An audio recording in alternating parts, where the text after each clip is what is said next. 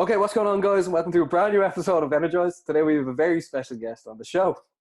We have the creator of Irish Football Fan TV, Mr. Paul Nealon. Paul, how are you doing? Good, thanks very much. I've never got an entrance like that before, so quite new to that. Thank you very much. How are you? We're doing great. We're doing great. The weather's nice, so you know what I mean. That's always a help. You know what I mean. You're allowed to stay out in your back garden, or you're allowed to stay out in your front garden. It has to be done. Get yourself out no matter what you do. Although in saying that, I haven't been out yet today, but I will get out. Yeah, same here. No, I actually got challenged to do that 5K run, and I was like, fuck's sake. And I went to do this, so I nominated Ross. He has to go out and do this after. Yeah, so I think I'm going to do it tomorrow morning, first thing tomorrow morning. But yeah, I'll do it then. You're on camera now. Yeah.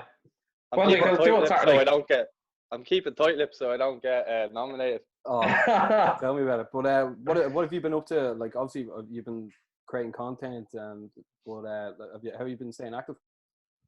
Well, I've been lucky that kind of getting players on. Probably players I wouldn't have been able to get in the past, but so kind of just at the start of kind of the lockdown, I got onto Jason Knight, and I found a new before everyone kind of found out about Zoom. I found a new software, StreamYard, and I think it's just one of those things where, you know, I think everything happens for a reason. But I found it anyway, and it's just been unbelievable because I've been able to get in contact with people. It's very similar to this kind of software, and he agreed to come on, and then I'd be quite friendly with Darren Randolph now, so just got him on, and then he is kind of any player kind of have access to, or some of them follow our Instagram.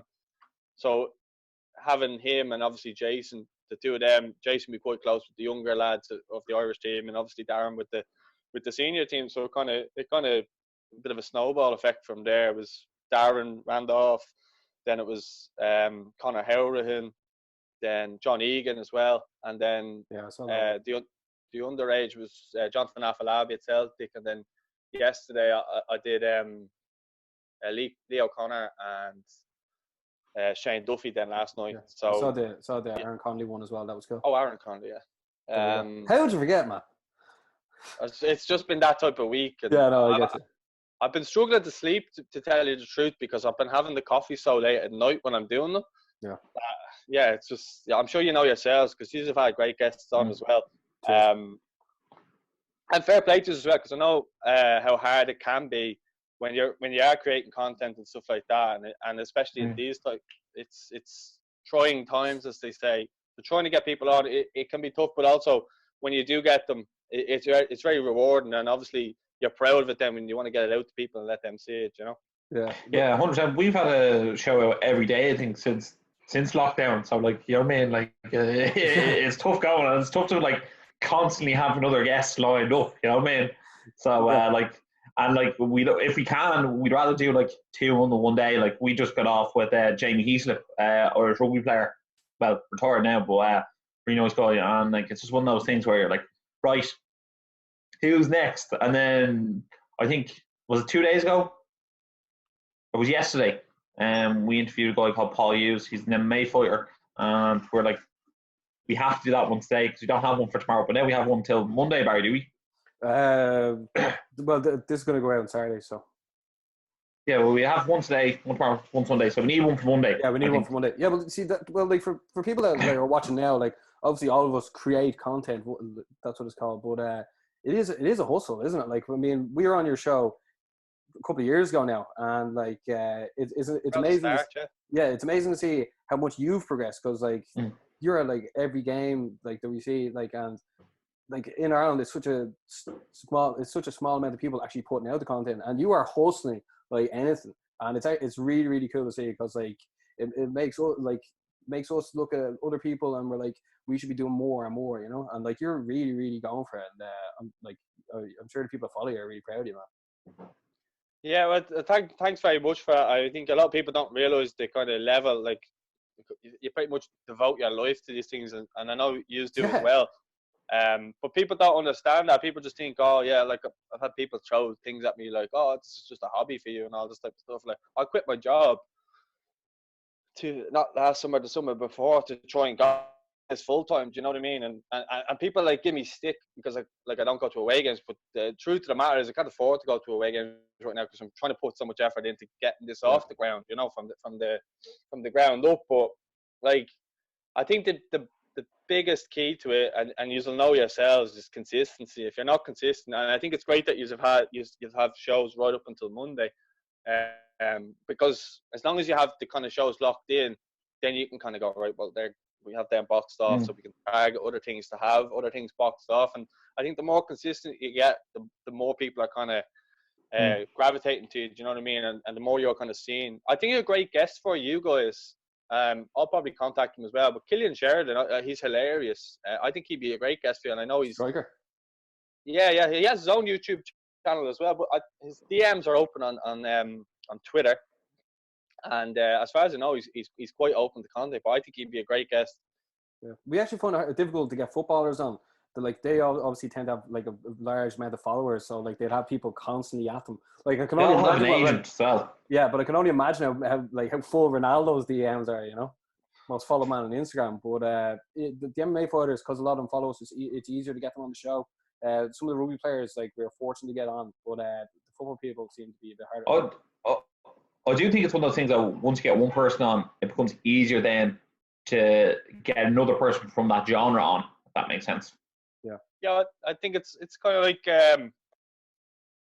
name on the CV, isn't it? Because you can link that and go, look, I had Guillaume Balaguer on, for example. And you can turn around and go, well, I had him on, so you know he'll vouch for us, type of thing, you know. And that's, you need people to vouch for, and at the same time, you want them to come on because they enjoy coming on. You don't want them to just come on because it feels like a chore. Like any of the players I've had on, they've wanted to come on. So I've been lucky in that sense, but it kind of goes down to kind of how you make them feel welcome. You know, obviously, anyone who kind of creates content knows that, you know, before the show you have a little chat and it's welcoming. You kind of go through a couple of things. So once you kind of make them feel welcome and stuff like that, but I think as well, you mentioned the MMA fighters there as well. They are their own brand. Do you know what I mean? So for them, they're looking at that going, okay, this is publicity for me. Whereas a lot of them, the clubs can stop you, or they have someone running their social media that's their friend or their agent or something like that. So there is all those other things that come into footballers, and unless you kind of know their families or something like that, I'm lucky enough that a lot of the families would follow the page and stuff like that. So, and then they end up adding you as a friend, or they follow you on social media, and then you kind of get talking to them. And look, it's one of those things, and you'll know yourself, if you don't take the shot, you'll never score. So if you don't ask, you don't get, and that's the way you have to do it. Like Barry, you said, you know, it's a hustle. So if you don't ask, you don't get, and it's as simple as that.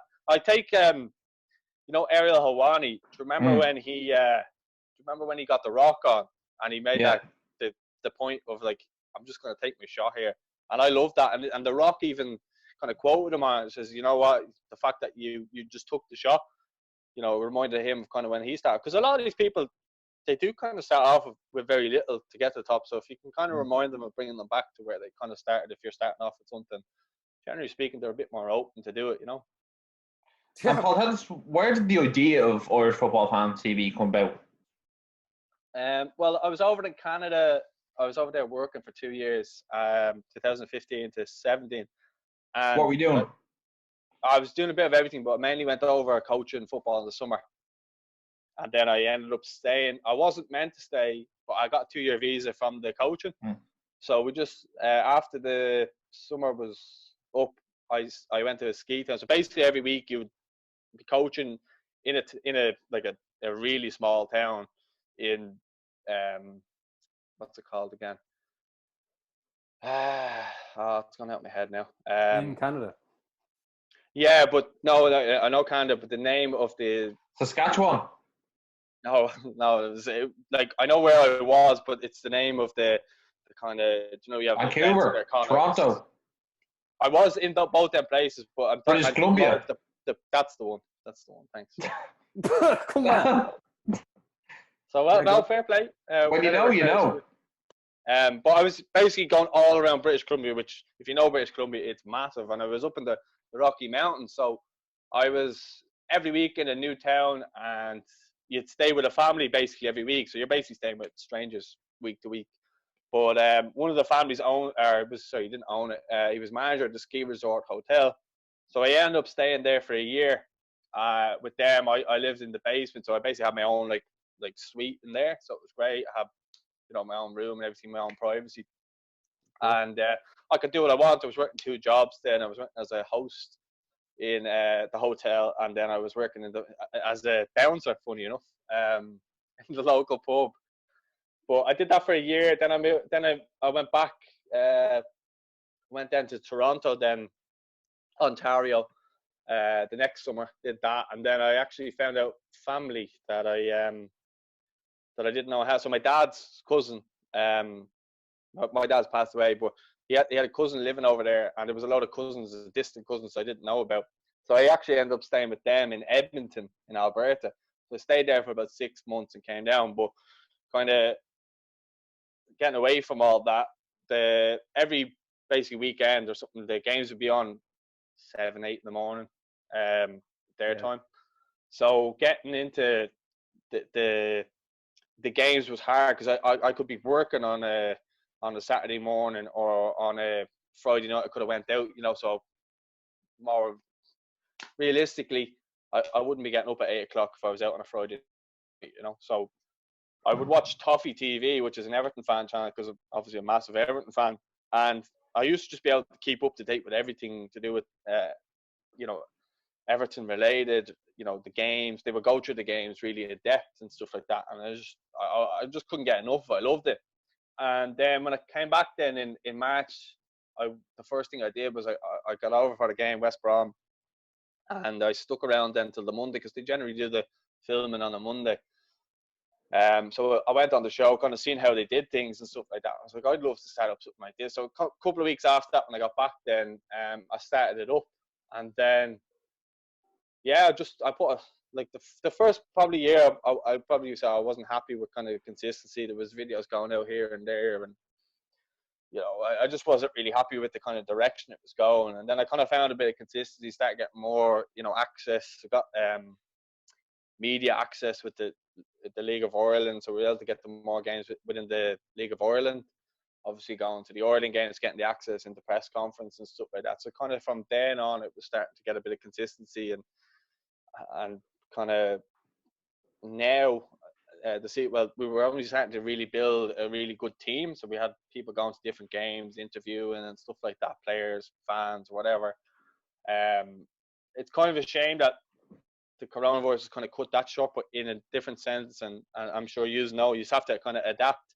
Yeah. So trying to get players on then as much of a benefit. I do like going obviously to the games and getting involved with the fans as well, but having the players, I suppose, is just as good. And when you get people kind of coming back to you and giving you good feedback on how much they actually enjoyed the interviews with the players, and they're insightful and they're keeping them going. So say someone's gone running, a lot of the podcasts done with the players are like an hour long, so they keep people going for the hour. So that for me fills me with enough enjoyment.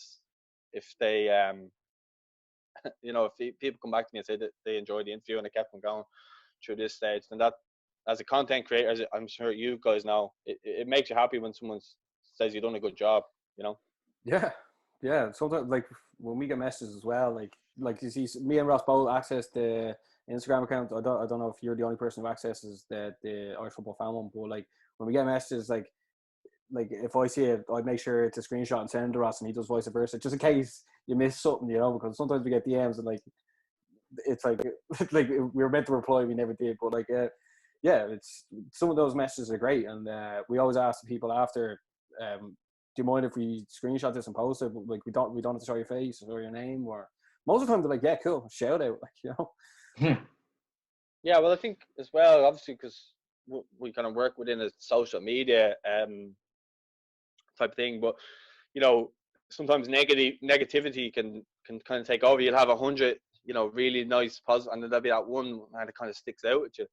But kind of trying to turn my mentality, I'm sure you probably do the same, is ignore the negative one and just focus on all the, not to get like big-headed or anything like that, but try to focus on the positive ones, but don't get kind of lost in it either. You know, kind of find that balance. I've been told by other people who kind of work within the industry that that's the best way of kind of staying level. Is don't read too many positive comments and don't read too many negative comments. This is gonna sound really strange, but like we actually never really get anything bad ever, really. Which is actually like it means we're doing something wrong. Like, you know what I mean? Don't we know, Ross? Not really. It's one of those things where, like, I don't know. I think we're quite promotional with a lot of our guests, and I suppose, obviously, I think, Paul, you're going to get a lot of backlash. You're giving a lot more opinions on maybe the League of Ireland, on certain teams. So, obviously, people, if you say something negative about one of their teams, they're going to get upset. And then, you know what I mean? Yeah, well, I suppose your market is a bit more niche in a sense that people are going to get maybe a bit more upset over it because they're like that's my favorite player, as opposed to, I think we're a good bit broader on our subjects, so I think maybe we offend less people. Yeah, I think that would make sense. Yeah, but like I do try to keep it fairly, you know, I'd say neutral, because like I know what you mean. Because say if I put up something after Rovers beat Bows, say, and usually the Bows fans who loved it the year before when we were posting Bows would be going mad at us for posting. But you just have to go. You know, I don't support either club, so it doesn't make any difference to me who wins in that game. You know, so I think you're just the hive for them to go to. You know what I mean? Because you after all, like you're the face of the Irish football scene and the League of Ireland as well. Like you're the top of the, like you're it. That your channel is it. I don't see anyone else really going near it. Really, you know. Paul, do you watch the RTE League of Ireland show? The one I don't know what it's called. Barry, you probably tell me. Soccer Republic. Is that it? Well, there's one in there is Soccer Republic, but there's also one on Air Sport as well. There's like a match of the day. That's Soccer Republic. Yeah. LOI Weekly. That's the one on Air Sport. But Ross, you're talking about Soccer Republic that shows it back. Yeah, but like I was watching it one week and like they didn't show the actual like highlights of the games, and like I thought it was like that's the Air Sport one. Yeah, the Air Sport one. I was like, this is one of the worst shows I've ever watched in all time, because it was like you're telling me results that I haven't seen, and then you're not showing me the goals. It just didn't make any sense. I think sometimes the League of Ireland, they're their own worst enemies, and like I feel like RTE are only willing to go so far with League of Ireland. Like that time they were like, we're not showing the game because it's bad weather. I was like, that was the Irish rugby team playing. Like you'd be at the game regardless of the weather. And it was a huge game. I actually it was the first game of the season, Bows versus Rovers, biggest game of the season. I was like, right, I'm going to give this a whack. And then it wasn't on. And I was like, are you fucking joking me? And it was a last minute winner for Rovers, wasn't it? And it would have been unreal to watch that. I was at that game, and tell you the truth, I don't, how am I going to put this? Like, I don't disagree with why they did it. I got, like, being at the game, I could understand, but at the same time, for fans that wanted to watch it, but literally, like, they had the underage Bowls player sitting on the bench because the bench was about to blow away. So I can see why they didn't do it. It was just purely out of safety. But yeah, as you said, Ross, like, they can be their own worst enemy. And no, I don't watch that RTE, the Soccer Republic show. I used to watch it. I don't watch it anymore. I mean, why not? They're just telling me stuff that I already know. Well, they cut it to half an hour, so they kind of stopped getting people in talking about it. They used to have it like really well. In like 2017, they had Fabio O'Brien and Alan Cawley coming on. They would go through and speak about the games, similar to Match of the Day. But then they RTE just cut that short. And yeah, unless you have the rights to the highlights, like we were given highlights by clubs last year, and then the FAI said, oh no, that's copyright infringement, you can't use them, because we were getting a bit of popularity on it. So we had to, I suppose, knock that on the head and just kind of see the way you said there, Ross, about why would I watch you just talking about a game. Like, so it's all you can do. I'm sure the lads off air have only got the rights to the air, the live games that air show, if that makes sense. So they can't do it. Like, Dan McDonald is probably the most credible. I think he's the best journalist in Irish football, and he does that show. Yeah, that's with Jay Ward, is it? Johnny Ward. Johnny Ward, sorry, excuse me. Yeah, that's what so Dan, I think that, like, Dan does be on off the ball. I think Johnny does too. So, like, I mean, those lads, they do care about the League of Ireland, and Oh no, they definitely do. They definitely do. Oh no, it's not a negative knock on the lads who are hosting. It's just like I haven't seen the matches, so I want to see the goals. They You know need what I mean? help. And like, Ross is basically saying they need help. yeah, Yeah, they need. as in like match of the day. If match of the day can get the rights, surely on BBC, surely Air Sports. Like, how much is it really get the rights to watch the goals of League of Ireland? Like, it can't be that much money. Let's be honest. I think only RTE and the FAI have them. Like we were told, if we like we can't even post goals anymore. We're not like we'll get our passes revoked if we even like. Do you remember that lad scored the volley Flores for Dundalk? It was absolute cracker. Yeah, well, he scored 2 crackers that The way week. he like turned his body in midair or something. Yeah, it was unreal. It's like double jointed hip or something doing it. Because he just couldn't have got it any sweeter. But he scored a cracker previously that week, and we shared it, but we didn't realise that we were kind of like making an infringement of copyright. So we got an email being like, you can't post that, and if you do it like anything like that again in the future, you'll have your pass revoked. So we have to be very careful what we post as well. Like, even though we are trying to promote the league, yeah, we can have our passes revoked if we do that. So unfortunately, I think who they have in there doesn't understand what the fuck is going on, because like you're obviously trying to put out the best content you have. You're having great ballers on the channel as well, and like well done. And nice. I don't see why they're not giving you a hand, because you're doing this out of your own pocket. And like I know obviously you had your good mate John Delaney on the show, but is there no way you can arrange a meeting for someone to be like, here, look, this is what I'm doing. Look at the catalogue of people I've had on the show who would vouch for you, current internationals and future Irish stars, and like even the people in the League of Rounds, they love doing the interviews after. And like, I don't see how there must be only 1 or 2 doors you need to open to get in a meeting and be like, here, look, we're just going to share this. Your stuff is going to go more viral. More people are going to be interested, because that's what I think the biggest problem is. Not many people even know when the games are on, you know, or who's even playing. Like, all of a sudden, it's like, oh, that was on, this was on. I don't know. Yeah. Like, I don't know. It might sound a bit big-headed, but I think there's a couple of people in there that might be a little bit jealous that I've kind of made my own kind of tracks in that regard, and they kind of want to shut down as many or put as many barriers in front as they can. But at the same time, they have helped in other ways, so I can't complain too much. I mean, I wouldn't have access if it wasn't for them at the same time. So that's the thing. It's I mean, you just kind of sometimes have to go by the book in that regard, and as much as you want to have the highlights and you want to show goals, unfortunately, that's just the way it is. Like, I mean, some clubs can be like that. You know what I mean? Like, I was at JD sponsorship thing with Shamrock Rovers at the start of the season, and the people in Rovers just made it so difficult for me to talk to Jack Byrne. I'd know Jack Byrne, like I'd be talking to him a lot, you know, off, you know, without any of the show and stuff like that.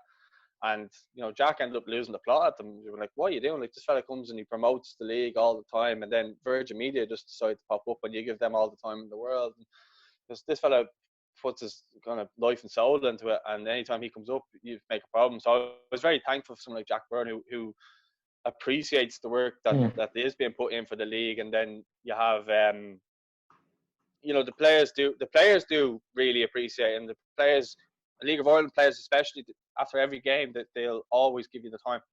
So respect to them as well, you know. Paul, I think we'd be remiss to not ask you about Stephen Kenny, possibly the greatest League of Ireland manager of all time, has now taken over the Irish job from Mick McCarthy. My gut reaction to that is I don't think Mick McCarthy was actually too happy about the Euros being swept away from him. But what's your take on that, and how do you see that go down? Well, I think if the game was going to be played before June, I think he probably would have been able to do it. But I think the fact that it kind of went over the contract period, that unfortunately it's just one of the things you can't control, isn't it? The coronavirus is the reason that it happened. I think everybody kind of wants to let Mick see that out. There's obviously a couple of fans or whatever who wanted to see Kenny anyway.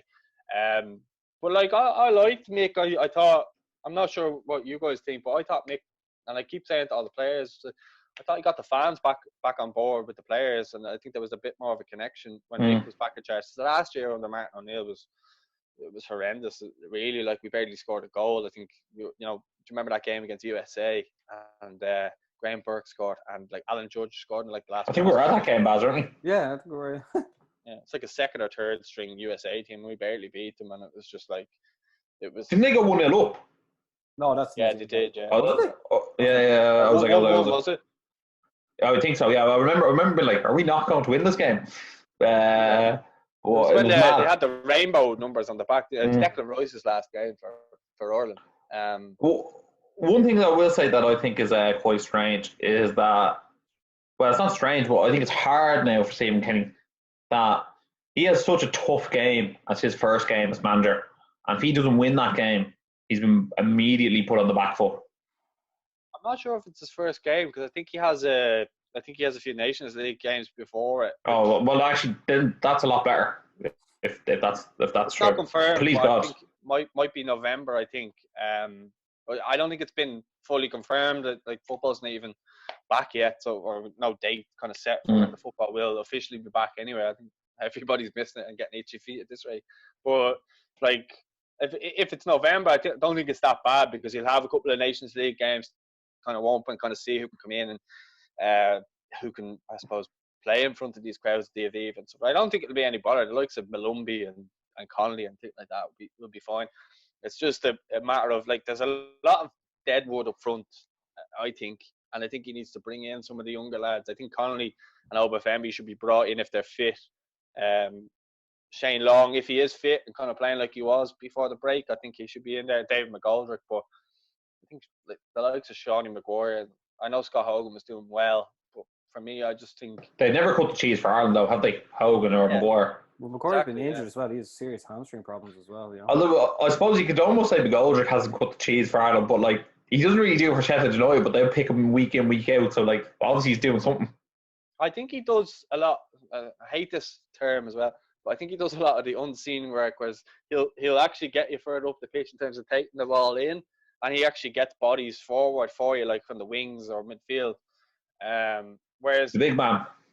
Yeah, but speaking of big man, you look at when James Collins, another one who I wouldn't really have in the squad anymore. But when he played up front against Georgia, like he couldn't make the ball stick up there. You know, when we played them away, and I think McGoldrick, when he wasn't in the team, I think we really missed him.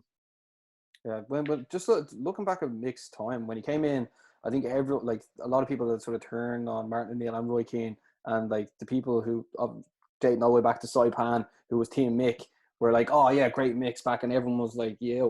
And then the football was still sort of crap. And then I honestly thought that we weren't. I hope like he ruined it by not putting Connolly in the team against Georgia. And then when we drew that, I think it was, wasn't it? And it was just like that was the chance we should have started Connolly, and then he didn't do it.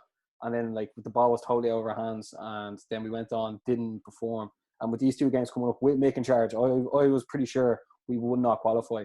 As hard as that is to say, because like it is Slovakia away, and then it would have been Northern Ireland away, up in Belfast as well. But like imagine the backlash. Or Bosnia, yeah, right. But imagine that backlash if we had a lost up in Belfast, they qualify, and we've 3, if not 4 4 games in Dublin. That would have been a disaster for summer. I don't know what would have been worse this summer: COVID-19 or Ireland not qualifying for the Euros for an Irish person. But Stephen Kenny, he's have to come in. I listened to him on Eamon Duffy's podcast recently. If you listen to that, it's class. And he was going over everything. He knows the ins and outs of the league around. He'll know all the talent. He knows exactly what he wants to do around. He wants us to actually play football, which is something that we've been like starving for years, especially as a United fan and an Evertonian as yourself. But I think Stephen Kenny's going to come in and do a great job, and I cannot wait. I think there's one thing, sorry, Paul, just with Stephen Kenny and with the Ireland team, I wonder will he implement a new style of football, because we were chatting to Matt Holland about it, and like all Ireland's best players are defenders, and we were wondering, do you think he'll actually do 5 at the back, or what way do you think with Seamus Coleman always playing as an inside centre half? Yeah, everyone's been going on about this, you know, Coleman third centre back on the right side, you know, and have Matt Doherty thing. I think he did that a little bit under Ancelotti there the last kind of couple of months, so he's probably just learning the position. It wouldn't be bad maybe going forward, but like I mean the idea. But I think I spoke to Aaron Connolly and Leo Connor, and the stuff they say about Stephen Kenny, having worked under both Mick and Steve, and it's like they're obviously grateful for Mick for the opportunity and stuff like that. But the way they talk about Stephen Kenny is, and they say, people have a right to be excited about Stephen's ideas, and he gives you confidence on the ball. He goes. Aaron Connolly went on to speak about how he improved Malumbi's game, whereas Malumbi wouldn't have been more of a forward passing kind of midfielder, but now I think he's he's captain always for playing. 21s as well, isn't he? Yeah, he made him captain. Yeah, and then Leo Connor, excuse me. Do you remember the assist he got for Callum Robinson? Yeah. New I Zealand. actually he was one of the very few shining lights of that game. He was outstanding in that game. I think his quality is just so unlucky at the moment. Is he not United now? Yeah, he's left. Celtic, isn't he? Celtic, is it? He's at Celtic. He was on loan at Partick Thistle though, just to get some first team football. But Lee's one of the star players in that team, and unfortunately, he just can't get a run in the Celtic team. But I think he's quality. He was captain of the under-23s at United. He's captain of the reserve team at Celtic. I just hope he gets an opportunity because, as you said, Ross, in that game, I thought he was quality. But he spoke specifically. I asked him, I said, what is it about Stephen Kenny that's going to be different? He says, just his attention to detail is ridiculous. And he was saying about he pulled him aside. I think it was the game he got sent off, and that's subsequently how he got to play for our team because he was suspended. There was no cover at right back, so he got called up. But he pulled him over afterwards, and he kind of said to him, "It's like, hey, you're delaying your crosses. It's like you always wait until you get down to the end line before you're doing the cross." And he said, "When you get the ball, open yourself out and whip it in." And he said that was and he said he watched videos back, and he was like, he's right. And then he went and did that cross, then opened his foot and whipped it in for Callum Robinson, who then scored against New Zealand. So I know that's not like an amazing fact or anything like that, but I just thought it was interesting to get an insight from a player who's played under both to kind of get an idea. Do you know what I mean? So it wasn't Mick telling to open his feet and whip it, it was Stephen. Yeah. So I think, and as Aaron Connolly has worked with a good few of them now, and he just they all love working under Stephen. And when he brought them in for the Toulon tournament, he kind of they were saying that he made it like a real family kind of feel to it, which is really good. And it's a shame that, unfortunately, because I know there was meant to be like a training camp in June in Austria for the team, and it's a shame that probably won't go ahead now because it may do. I doubt it will, but if it does, if it doesn't, it's a shame because it would have been nice to get the players kind of around and together for maybe a couple of weeks because they never get that at international level. So to get them for a couple of weeks to maybe work on the style would be a lot better because they only get like 2 or 3 days max within training, and then as soon as the games are over, generally speaking, they're flown back to their clubs. Yeah. What are you sort of expecting from Stephen Kenny now as well? Like what team would you like to see, be a starting 11 or even what formation? Because I feel like this 4-4-2 I think is going to be a thing of the past. I think Stephen Kenny's like 4-3-3. I think they'll go with. Yeah. What way would you play that now? If I was going for my the team I would like to see playing tomorrow, say. Yeah, but let's be realistic as well. Okay. I think the back. See, I do this all the time. I play Coleman and Doherty on the same side, so it might not be realistic to you, but I think it's realistic. I think Kenny might do it, but if I was going, the back four pretty much picks itself. Yeah, so Randolph and goal, obviously, yeah. Oh well, yeah. I'm skipping your mate. You're skipping your best mate, man. But he's automatic, isn't he? There's no one really comes close to him at the minute. Westwood's not terrible, but who? Westwood, he's not terrible. He hasn't turned up for a squad in about a year, probably though. Yeah, no. Travers is probably next in line, if anyone, or O'Hara. Definitely not Cleavon Kelleher. He's shite. Champions League winner. I don't think he's shy. Oh, I thought he was shy when Aston Villa spanked Liverpool 5-0. Well, I think. Well, you look at the team that he had around him as well. There was a lot of young. Well, didn't they beat Everton as well? So yeah, in the FA Cup. I just think he's a bit bogey. I think Adrian was in goal for that one as well, though. But yeah, go on. Oh yeah. Randolph and goal. Randolph, Stevens, Egan, Duffy, Coleman, right back, midfield. If James McCarthy was fit, I'd have him as the defensive midfielder. That's Bit of Everton loyalty there now. I think James McCarthy's quality. We rewatched last week the Germany game, and just I think people forget, like when we go back to some of the big joint killings we had, he played in them, and I remember from what and there is a bit of Everton loyalty, but I would watch him week in, week out, and the stuff he used to do for Everton. I was gutted when he left, and obviously I was gutted when he broke his leg firstly, because he's only really started kind of getting playing full 90 minutes in the last couple of months, and he's been played by injury. Yeah, so I just felt so sorry, because I do think he's a really, really good player. I think so you bring him back into the fold then? Yeah. So him, and then Malumbi in front of him, but I'd struggle to kind of pick a partner between Howrahan and Hendrick. And listen, if James McCarthy wasn't fit, I'd pick Josh Cullen there ahead of James McCarthy. Well, I'll tell you something now.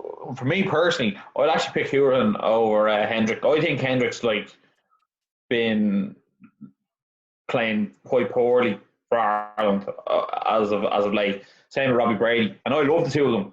They've given some great moments of green shirt, but in terms of what have you done for me lately, not much. And I think Howrahan's been brilliant for Villa. He's also a better chance for goal, because I always think Jeff Hendrick is a goal-scoring midfielder, but I think he scored 2 goals in 50 games. Yeah, I think he would have to improve on his goal scoring. But I would literally be torn on the two of them. I'd probably have Howrahan probably edging it because set pieces. Yeah. I think I'd have him edging it just because of that. So that'd be my midfield three. Doherty on the right, McGoldrick up top, and then either Connolly, Long, or Obafemi on the left of the three. McLean totally out of the team. Yeah, I don't see Stephen Kenny dropping him just because he had him at Derry for 5 years, wasn't it? Something like that. But I think sometimes loyalties have to go out the window. But we don't know, do we? I think Aaron Connolly obviously wants to play down the middle, that's what he said to me. But he'll play on the left, and I think he's effective because he's. I think he's better on the left. Sorry. I think he's better on the left. I think he's our best player. You know that? He's our biggest threat to goal. Yeah, but the thing about Connolly is he'll actually attack a defender, whereas I think McLean struggles to beat the first man, or even with the cross. So I think McLean's done well in recent months, but I wouldn't have him in my starting 11. I'd have him in the squad, but I wouldn't have him in the starting 11. Yeah, it seems like a lot of these under-21 lads have something different to their game, where some of the players that we have right now don't. It looks like they've been constantly kicking a football, training loads more than some certain players. You know what I mean? Go on. You say it, Ross. Go on. I was just going to go. In saying that with the team you've just selected there, Paul, right? And just say that was Stephen Kenny's first choice team. But that means you have O'Hara, Kieran Clark, Robbie Brady, Jeff Hendrick, Shane Long, Callum Robinson, Obafemi, all on the bench. And that actually gives us someone to actually bring on for once. Because I always feel like we have no one to ever bring on. Yeah. It's barring injury, though. Barring injury. Yeah. A lot of them players get injured a lot. He's not one I don't like. There's something about Irish midfielders I just don't like them. I think O'Dowda, I look at him and go, I'm waiting to see this fantastic player who was supposed to develop, and I'm just nah. That could be the managers. It could be the managers as well, Ross, and the way we're playing. They have been playing who for long, you know. It's very attractive football. I know, yeah, but the top players will shine no matter what, if you know what I mean. And I just feel like he just hasn't cut the cheese for me. And it's a bit I love Jeff Hendrick, big brilliant player. Burnley pick him nearly week in, week out. But when he puts on the green jersey, what has he actually done recently for Ireland? And Robbie Brady, obviously he was injured, but the same with him, you know what I mean? Yeah, he scored that amazing goal against Italy, but since then, where have you been? He's struggled to get back into the Burnley side as well. That fella McNeil is totally taking a spot. But there is a lot of pressure on these lads as well, Ross, because once Robbie Keane left, no one's really been the cap. Who's Seamus Coleman? He's not really grab it by the balls. He does he sets an example. But when he got injured as well, we sort of crumbled as well. And then James McLean has steadily declined in and we can't just keep relying on him because people know Mark James is clean out of the game. There's no one else really going to score. We need a goal scorer. Well, we need a goal scorer. Connolly spoke to me the other night about, he wants to be known as, the next, well, not the next Robbie Keane, but he wants to be up there in terms of goals scoring. Like he wants almost that pressure of being the one. He wants to be the one that scores the goal. Well, you don't actually hear Irish strikers saying that. So when he says stuff like that, it's a breath of fresh air. Like he wants to be known at the end of his career as someone who came, close to Robbie Keane's record or breaking it. So when I heard him saying stuff like that, I was like, this is the attitude. And then you hear Leo O'Connor saying to me, well, you'll hear it in a couple of days, but he basically said, the talent coming through, like it's up there with the best teams in Europe. You know what? Me and Barry always say, I don't know if you say it on camera much, but if we just actually had Declan Rice and Jack Grealish, like our midfield would be sorted and we'd be such a good team. I keep seeing him linked with Everton, and I just don't want him near the team. No, but like obviously, like we're all Irish and we all love Ireland, so like it's hard not to talk about this and not be passionate about it, especially what's gone on behind the scenes, like with like Mr. Delaney and all that sort of shit. But like right now, from hearing Stephen Kenny talk, it's just like I cannot wait for this, and also this benefits everyone, not only like the fans, the country, but even like ourselves who do shows, promote the football. You know what I mean? Like it's shit putting out a post being like hard luck to Ireland losing or like goalless draw. Like everyone's just like, yeah, fuck that. And you would know 100% how majority is like, yeah, like how are you meant to get people to watch this if you lose 6-0? You know what I mean? Like, but like there is these young hungry lads that, and it's like I have been following it because like it's hard not to like look at Troy Parrott even like. Like we didn't mention him, yeah, exactly. We're in for some good football, like, and Stephen Kenny is going to be here for a long time, I think, because even Connolly, and then you have Adam Ija as well. Like we're going to have these like fast attackers that drive that we haven't seen in a long time because we're used to a cliche Noel Quinn target man. You know what I mean? And now these lads are going to be like putting it on them, as the quote says, put it to them. I can't wait for this. Under pressure. Put them under pressure. I think the football is going to be enjoyable again. I can't wait for it. Oh, actually, go on. No, I was just going to say, I actually don't think Troy Parrott's going to be good in the end, but that's just my opinion. Go on, Paul.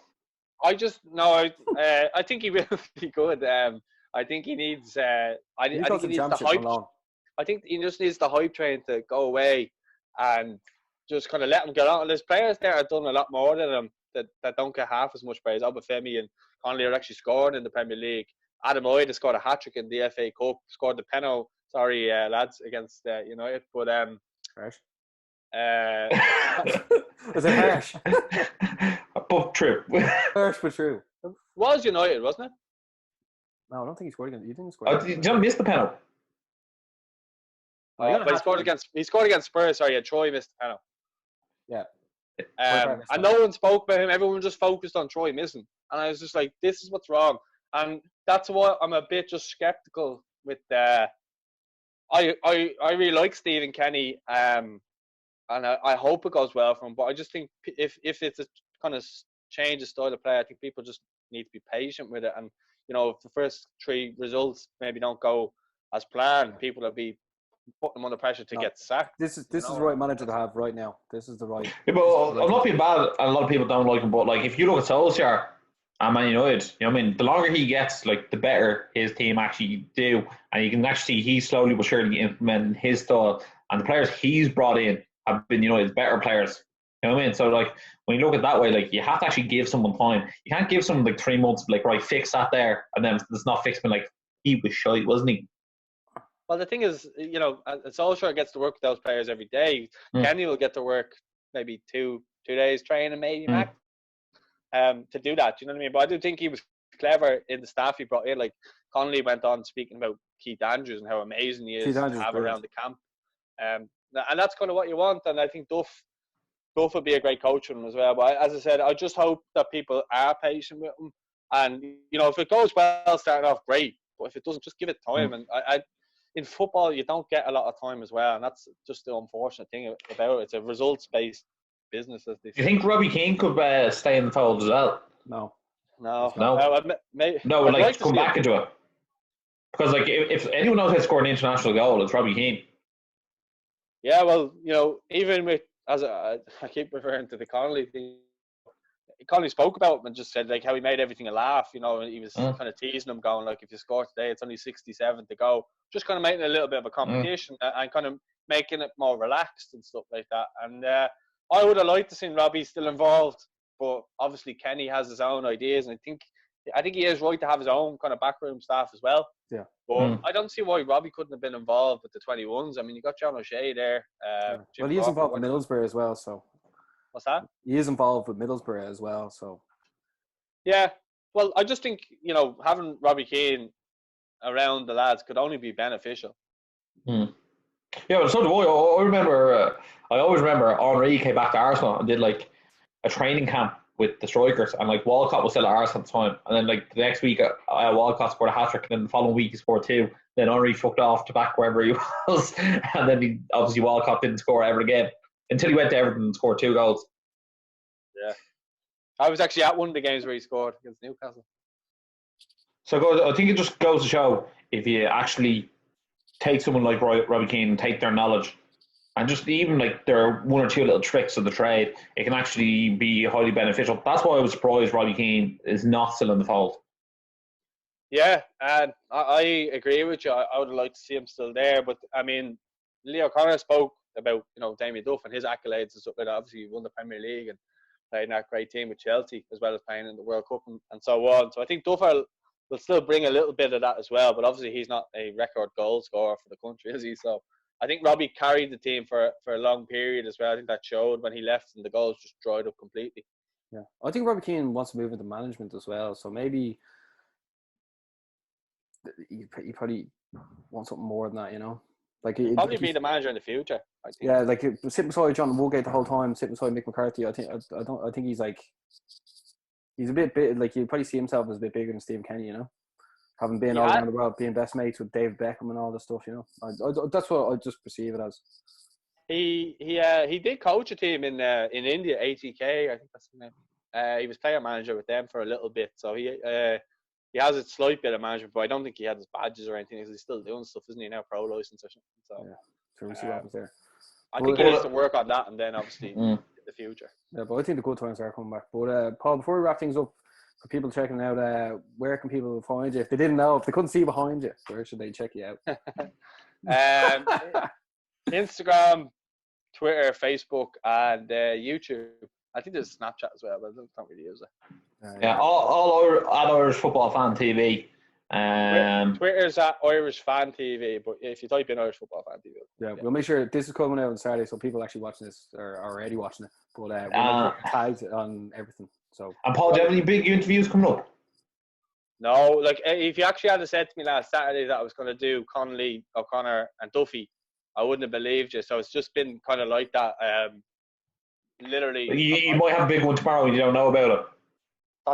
No, I wouldn't say tomorrow, but maybe some point next week. I'm trying to contact Matt Doherty, and Seamus Coleman said he would do it, but he's obviously a captain of a club at the moment, Everton. So they're busy trying to sort out the wages and stuff like that with the clubs, because the club captains are dealing with all that. So, please God, by the end of the virus, I'll hopefully get the 2 of them, but nothing's near even negotiable at the moment. Yeah, let's see what happens. But here, Paul, like everyone can see, you're absolutely killing it. Like you're working as hard as anyone, growing your audience and your brand.